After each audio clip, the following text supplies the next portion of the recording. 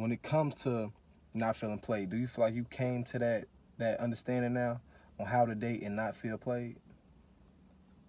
Because so far, before you go, so far it seemed like when you told me that you single and you date, you trying to figure it out, and you got a strong cutoff game. So have you came to like some ways to not get played? Because my little dudes, they feeling that way. My little secret when it comes to dating, if it's not like somebody that I'm really in, because I've had it where I look at him and I be like, well, I'm finna fuck him. So if it's not that bad for me, I make them spend money first.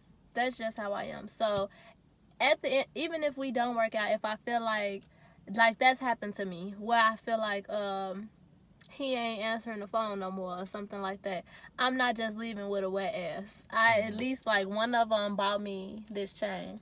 Let me see. It's a little tangle with my other one. But yeah, and it's a real diamond chain. You feel me? Like, worth a little bit of money. So at least I left with that. You know, he was one of the crazy ones too. Let me say that. Crazy, man. I'm gonna do a whole topic on that too. I feel much more. I feel better when I left with something too. So it's not just, I'd be like, okay, well, at least he paid that rent for me that month. I wasn't struggling, you know. Now I'm not behind on my rent. So if I wouldn't feel played, I would feel like we was even. So one of my main things is I make sure, you looking out for me before I start looking out for you, before I start fucking you. That's just how, if I had that instant, I wouldn't have fucked you, man, said. But that's how I make sure. I feel better when I leave this situation with something just like you left this situation with a piece of me. Ooh, I like that. Take notes, man. if you leave with a piece of me, I gotta leave with a piece of something. You know what I'm saying? Is there any way, from your experience, to avoid trauma and more emotional depression? Like, is there any way to avoid it before dealing with somebody? Is there any Change like your type. Change your type. Unpack that. Change your type. Like even in relationships, people tend to have the same type, and they get themselves in the same problems when you have the same type.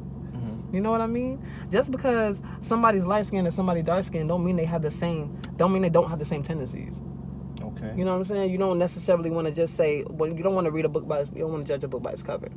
You always want to give it a chance and actually see where it goes. You know what I mean? So in that case, I'm like, if I talk to somebody for 3 days on end and they telling me how different they are, and then I put you in a situation where it shows me you're not different, then you may think you're different, but I know you're not different. You know what I mean? And that's where you sit down with yourself and say, is this something I'm willing to deal with? How different am I willing to deal with this? You know what I mean? Do I want to leave it? Do I want to stay? Is this something that I can handle? You got to ask yourself those questions. Not necessarily, oh, well, how's your relationship with your mom and dad? You want to know those things because you want to get those basics down first. Right. So just to see, it's like an application. Get all your basics down first. Do you have a good relationship with your mom? How does your last relationship end? How long was that last relationship? Do you have any children? How many kids do you have? Are you on child support? You got to ask these certain things because why does she put you on child support? Well, she crazy. You always get that, right? Yeah.